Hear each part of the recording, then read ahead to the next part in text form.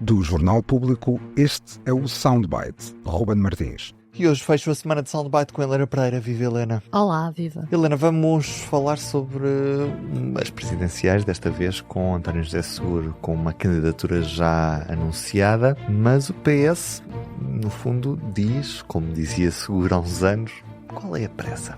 Vamos ouvir José Luís Carneiro, o candidato único à liderança do partido. Prioridade são as eleições autárquicas. Não está a responder. Além do mais... Eu já sei que é a sua prioridade, mas em relação às presidenciais... Não, mas é que além do mais, há uma decisão dos órgãos do partido, de fevereiro deste ano, da Comissão Nacional, que é o seu órgão mais importante entre congressos, vai consultar, que decidiu que, depois de decidirem avançar, no momento oportuno, os órgãos competentes do PS decidirão sobre quem apoiarão nas eleições presidenciais. Este som foi da SIC Notícias, que ouvimos aqui, da entrevista a José Luís Carneiro.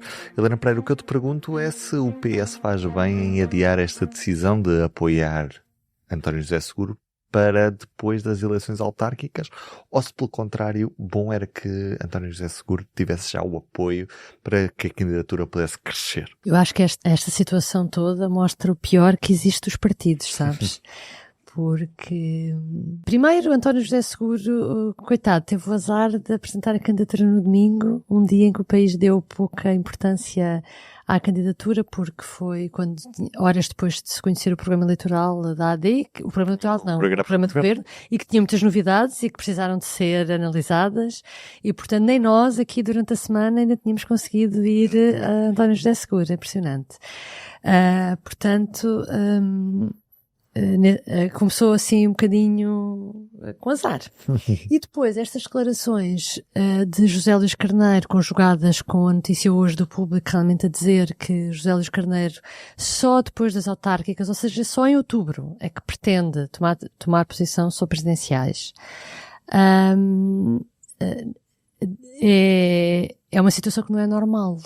Vamos lá ver, quer dizer, existe um candidato já da área do PS, que foi secretário-geral do PS, que está no terreno.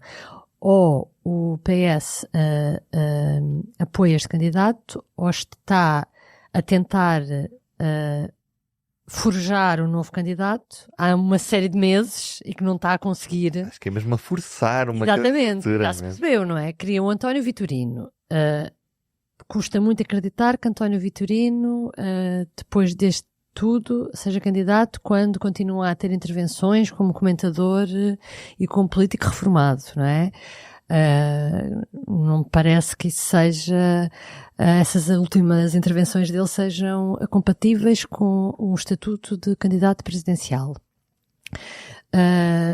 Augusto Santos Silva, que era outra das pessoas, ainda esta semana, continua a empurrar ele próprio para António Vitorino. E que se Vitorino não avançar, provavelmente avança ele, não é? Fica Sim, mais entre ali. Mas que não será, de nenhum modo, também um candidato mobilizador. É tudo muito feio, não é? Porque as pessoas que não percebem por que razão é que José Luís Carneiro não gosta de António José Seguro, não, quer dizer, é difícil de perceber, e a razão realmente tem a ver com as lutas internas de poder, e portanto... O PS já baixou os braços em relação a estas eleições. O que vai acontecer, o que parece-me que vai acontecer, imagina que chegamos a outubro e não há outro candidato.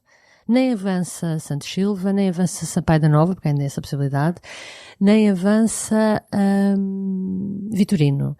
A hipótese é PS apoiar Seguro, que será muito difícil, porque para isso fazia já, não é? Não estou a ver que depois isto acabe com daqui a uns meses, então, afinal o Seguro, afinal é bom. Não estou a ver.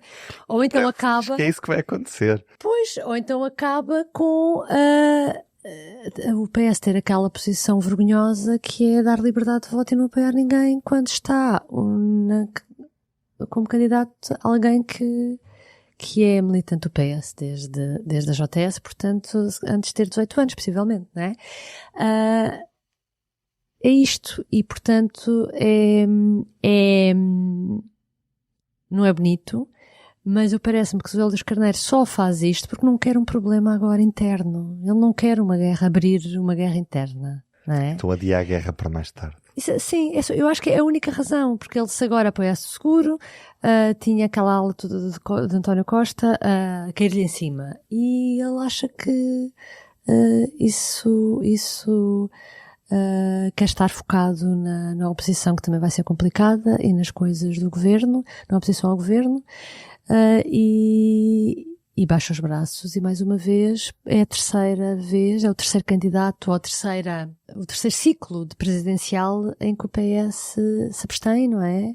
E que não conta para nada, num partido que de repente passou para terceiro lugar, não conta para nada também nas presidenciais. Vamos ver depois das eleições presidenciais se isto não é mais a forma como José Luís Carneiro for lidar com as presidenciais depois das eleições, vai-lhe cair em cima também. E, portanto, ele está a adiar os problemas, mas eles vão acabar por voltar estilo boomerang. Helena, nesta sexta-feira foi conhecida uma sondagem do Grupo Média Livre que dá um Gouveia e Melo em ligeira queda, uma aproximação de Marcos Mendes, e também António José Seguro morde ali ligeiramente os calcanhares. É sim, as primeiras sondagens davam muito à frente, perto dos 40%, 30 e tal, não era? O Gouveia e Melo.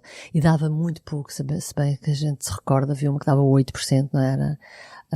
Que até brincámos porque eram os 8% dava os 8% a Marcos Mendes, e brincámos aqui porque eram os 8% de Freitas do Amaral. De Freitas do Amaral, não, de Mário Soares. Mário Soares, exatamente.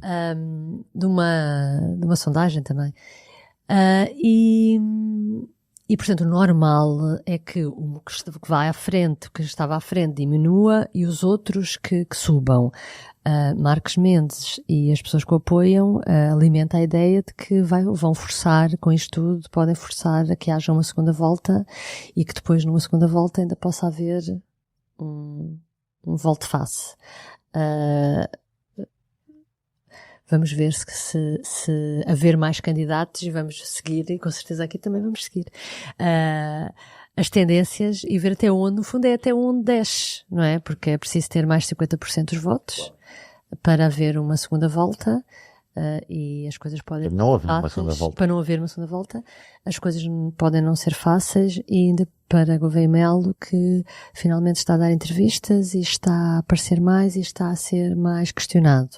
Ainda esta semana também deu uma entrevista à RTP, em que basicamente o que sai dali é impressionante, é uma colagem absoluta ao governo de Luís Montenegro. Portanto, o Gouveia e Melo, como o governo foi o mais votado, deve achar que basta ir na onda e dizer que sim a tudo que Luís Montenegro propõe, o que torna, eu acho que isso enfraquece Gouveia e Melo. A figura já era desconhecida para muitas pessoas, havia uma ideia do que era. A partir do momento em que fala, percebe-se o que defende. E depois aparecer para colar-se a tudo. Ainda mais recente foi a história da lei da greve, por exemplo, em que não havia sequer necessidade, não é um tema, enfim. Na defesa a gente já estava à espera, não é? Agora depois foi na lei da greve, que é uma coisa polémica, foi na história da Palestina também, que é uma coisa polémica. Portanto, percebe-se também aqui aquela máxima de António José Seguro, candidata-se para que as pessoas não ponham todos os ovos no mesmo cesto, não é? Sim. Eu acho que, não sei, daqui a pouco temos Marcos Mendes realmente mais distante de Luís Montenegro do que o Gouveia e Melo. Helena Pereira, um beijinho até segunda-feira. Bom fim de semana. O Soundbites é um programa de Ana Sá Lopes, Helena Pereira e Ruben Martins. A música original é de Ana Marques Maia. Siga o podcast na sua aplicação preferida para não perder os novos episódios. O público fica no ouvido.